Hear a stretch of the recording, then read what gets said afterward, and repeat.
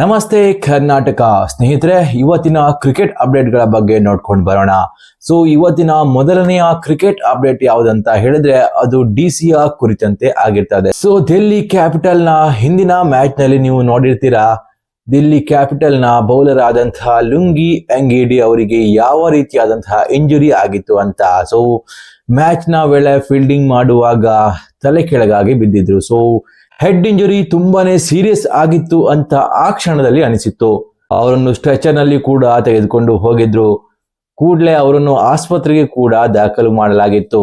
ನಂತರ ಡಿಸಿಯ ಓನರ್ ಕೂಡ ಆಸ್ಪತ್ರೆಗೆ ಭೇಟಿ ನೀಡಿದ್ರು. ಇವೆಲ್ಲವೂ ಕೂಡ ಏನೋ ಒಂದು ಆತಂಕ ಸೃಷ್ಟಿ ಮಾಡಿತ್ತು. ಯಾಕಂತ ಹೇಳಿದ್ರೆ ಈ ರೀತಿಯಾದಂತಹ ಸನ್ನಿವೇಶ ಡಿಸಿಯ ಅಭಿಮಾನಿಗಳಲ್ಲಿ ಆತಂಕ ಸೃಷ್ಟಿ ಮಾಡಿತು. ಸೊ ಆದ್ರೆ ಇವಾಗ ಎಲ್ಲದಕ್ಕೂ ಮೀರಿ ಒಂದು ಗುಡ್ ನ್ಯೂಸ್ ಬರ್ತಾ ಇದೆ. ಅದೇನಂತ ಹೇಳಿದ್ರೆ ಲುಂಗಿ ಎಂಗಿಡಿ ಅವರು ಇವಾಗ ಫುಲ್ಲಿ ಫಿಟ್ ಆಗಿದ್ದಾರೆ ಅನ್ನುವಂತ ಅಪ್ಡೇಟ್ಗಳು ಬರ್ತಾ ಇದೆ. ಸೊ ಈ ಮೂಲಕ ಒಬ್ಬ ಪ್ಲೇಯರ್ ನ ಹಿತದೃಷ್ಟಿಯಿಂದ ನೋಡೋದಾದ್ರೆ ಇದು ಕೂಡಲೇ ರಿಕವರಿ ಆಗಿದ್ದು ಒಳ್ಳೆಯ ಲಕ್ಷಣ ಅಂತ ಅನಿಸ್ತಾ ಇದೆ. ಯಾಕಂತ ಹೇಳಿದ್ರೆ ಉತ್ತಮ ಫಾರ್ಮ್ ನಲ್ಲಿರುವಂತಹ ಒಬ್ಬ ಪ್ಲೇಯರ್ ಇಂಜುರಿಯಿಂದಾಗಿ ರೂಲ್ಡ್ ಔಟ್ ಆದ್ರೆ ಆ ಫ್ರಾಂಚೈಸಿಗೂ ಹಾಗೇನೆ ಕ್ರಿಕೆಟ್ ಅಭಿಮಾನಿಗಳಿಗೂ ಕೂಡ ತುಂಬಾನೇ ನಷ್ಟ ಆಗ್ತಾ ಇತ್ತು. ಸೊ ಒಂದ್ ವೇಳೆ ಈ ಇಂಜುರಿ ಏನಾದ್ರೂ ಹೆವಿ ಆಗಿದ್ರೆ ಸೊ ಆ ಪ್ಲೇಯರ್ ನ ಕರಿಯರ್ ತುಂಬಾನೇ ಹಾಳಾಗ್ತಾ ಇತ್ತು ಅಂತ ಹೇಳ್ಬೋದು. ಸೊ ಕೂಡಲೇ ರಿಕವರಿ ಆಗಿದ್ದಾರೆ, ಆಸ್ಪತ್ರೆಯಿಂದನೂ ಕೂಡ ಡಿಸ್ಚಾರ್ಜ್ ಆಗಿದ್ದಾರೆ ಅನ್ನುವಂತಹ ಮಾಹಿತಿ ಬರ್ತಾ ಇದೆ. ಸೊ ಇದು ಡಿಸಿ ಅಭಿಮಾನಿಗಳಿಗೆ ಗುಡ್ ನ್ಯೂಸ್ ಆಗಿರ್ತದೆ.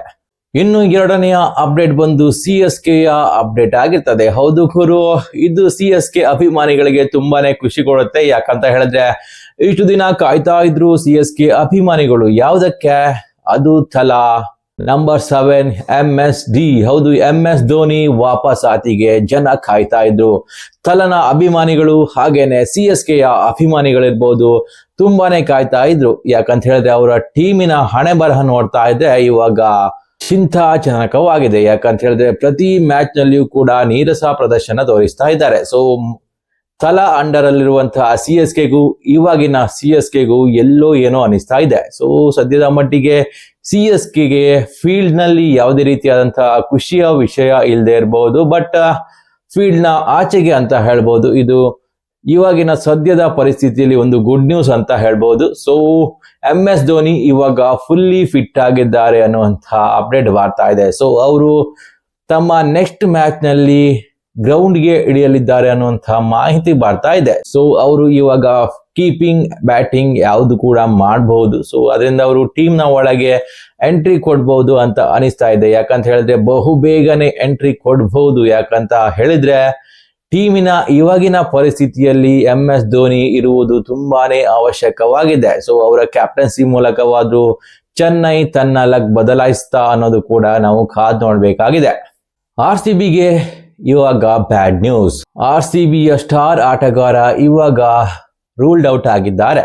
ಹೌದು, ನೀವು ಕೇಳ್ತಾ ಇರೋದು ನಿಜಾನೇ ಆಗಿರ್ತದೆ. ಯಾಕಂತ ಹೇಳಿದ್ರೆ RCBಯ ಸ್ಟಾರ್ ವಿಕೆಟ್ ಕೀಪರ್ ಬ್ಯಾಟರ್ ಆದಂತಹ ಫಿಲ್ ಸಾಲ್ಟ್ ಏನಿದ್ದಾರೆ ಅವರು ಈಗ ಇಂಜುರಿಯ ಸಮಸ್ಯೆಯಿಂದ ಟೀಮ್ ಇಂದ ಹೊರಗಡೆ ಹೋಗಿದ್ದಾರೆ. ಸೊ ಅವರು ಡಿಸಿಯ ವಿರುದ್ಧ ಮ್ಯಾಚ್ ಏನಿದೆ ಅದರಲ್ಲೂ ಕೂಡ ಕಣಕ್ಕಿಳಿಯುವುದಿಲ್ಲ ಅಂತ RCBಯ ಬ್ಯಾಟಿಂಗ್ ಕೋಚ್ ಆದಂತಹ ದಿನೇಶ್ ಕಾರ್ತಿಕ್ ಅವರು ಕನ್ಫರ್ಮ್ ಮಾಡಿದ್ದಾರೆ. ಸೊ ಇವಾಗಲೇ ಒಂದು ಮ್ಯಾಚ್ ಇಂಜುರಿಯಿಂದ ಹೊರಗಿದ್ರು. ಸೊ ಇವಾಗ ಮತ್ತೆ ಒಂದು ಮ್ಯಾಚ್ ರೂಲ್ಡ್ ಔಟ್ ಆಗಲಿದ್ದಾರೆ ಅನ್ನುವಂತಹ ಮಾಹಿತಿ ಬರ್ತಾ ಇದೆ. ಸೊ ಡಿಸಿಯೊಂದಿಗೆ ತುಂಬಾನೇ ಇಂಪಾರ್ಟೆಂಟ್ ಮ್ಯಾಚ್ ಅಂತ ಹೇಳ್ಬೋದು ರಿವೆಂಜ್ ತೀರ್ಸ್ಲಿಕ್ಕೆ. ಸೊ ರಿವೆಂಜ್ ತೀರ್ಸ್ಕೊಳ್ಳೋ ಮುಂಚೆ RCBಗೆ ಒಂದು ಬ್ಯಾಡ್ ನ್ಯೂಸ್ ಇದಾಗಿರ್ತದೆ. ಸೊ ನೋಡೋಣ ಅವರ ಬದಲಿ ಪ್ಲೇಯರ್ ಆದಂತಹ ಜೇಕಬ್ ಬೆಥೆಲ್ ಯಾವ ರೀತಿ ಆಟ ಆಡ್ತಾರೆ ಅನ್ನೋದು ಕೂಡ ಇಲ್ಲಿ ನಾವು ಗಮನ ಹರಿಸಬೇಕು. ಯಾಕಂತ ಹೇಳಿದ್ರೆ ಫಿಲ್ ಸಾಲ್ಟ್ ಆಡುವ ಸಮಯದಲ್ಲಿ ಬೆಥೆಲ್ಗೆ ಚಾನ್ಸ್ ಸಿಗೋದಿಲ್ಲ ಅಂತ ಎಲ್ಲ ಫ್ಯಾನ್ಸ್ ಹೇಳ್ತಾ ಇದ್ರು. ಬಟ್ ಇವಾಗ ಬೆಥೆಲ್ಗೆ ಒಳ್ಳೆ ಅಪಾರ್ಚುನಿಟಿ. ಸೊ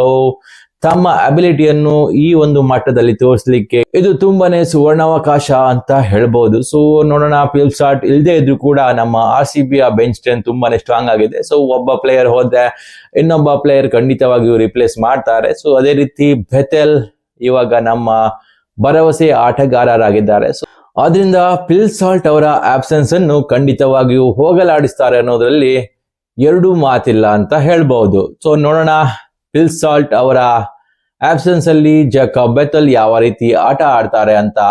ಇನ್ನು ನೆಕ್ಸ್ಟ್ ಅಪ್ಡೇಟ್ ಬಂದು ಪಂಜಾಬ್ ಕಿಂಗ್ಸ್ಗೆ ಒಬ್ಬ ಬಲಿಷ್ಠ ಆಟಗಾರ ಎಂಟ್ರಿ ಕೊಡಲಿದ್ದಾರೆ. ಹೌದು, ಪಂಜಾಬ್ನ ಬ್ಯಾಟಿಂಗ್ ಲೈನ್ಅಪ್ ಕಡೆ ಮಾತೇ ಆಡೋಂಗಿಲ್ಲ, ಯಾಕಂತ ಹೇಳಿದ್ರೆ ಅಷ್ಟು ಸ್ಟ್ರಾಂಗ್ ಆಗಿದೆ. ನೀವು ಹಿಂದಿನ ಮ್ಯಾಚ್ ನಲ್ಲಿ ಅವರ ಚೇಸಿಂಗ್ ಏನಿದೆ ಅದನ್ನ ನೀವು ನೋಡಿರ್ತೀರಾ. ಸೊ ಅದೇ ರೀತಿ ಅವರ ಬಾಲಿಂಗ್ಗೆ ಸ್ವಲ್ಪ ಕನ್ಸರ್ನ್ ಆಗಿತ್ತು. ಸೊ ಇವಾಗ ಆ ಒಂದು ಸಮಸ್ಯೆ ದೂರ ಆಗ್ಬಹುದು ಅಂತ ಅನಿಸ್ತಾ ಇದೆ. ಸೊ ನೋಡೋದಾದ್ರೆ ಕಿವೀಸ್ ಫಾಸ್ಟ್ ಬೌಲರ್ ಆದಂತಹ ಲಕ್ಕಿ ಫರ್ಗ್ಯೂಸನ್ ಏನಿದ್ದಾರೆ ಅವರು ಇವಾಗ ಟೀಮ್ಗೆ ಎಂಟ್ರಿ ಕೊಟ್ಟಿದ್ದಾರೆ. So Punjab Kings foreign players ನೋಡಿದ್ರೆ ಸ್ವಲ್ಪ ವೀಕ್ ಮಟ್ಟದಲ್ಲಿದ್ದಾರೆ, ಕಳಪೆ ಫಾರ್ಮ್ ನಲ್ಲೇ ಇದ್ದಾರೆ ಅಂತ ಹೇಳ್ಬೋದು. ನೀವು ಗಮನಿಸಬಹುದು, ಮಾರ್ಕಸ್ ಸ್ಟಾಯ್ನಿಸ್ ಆಗಿರ್ಬೋದು, ಹಾಗೇನೆ ಮಾರ್ಕೋ ಜಾನ್ಸನ್ ಏನಿದ್ದಾರೆ ಅವರು ಕೂಡ ಉತ್ತಮ ಫಾರ್ಮ್ ನಲ್ಲಿಲ್ಲ.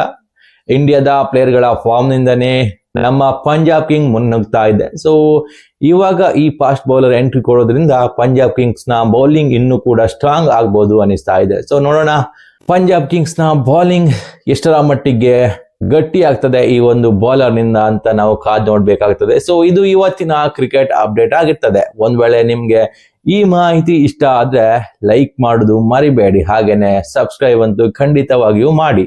ನಮಸ್ಕಾರ.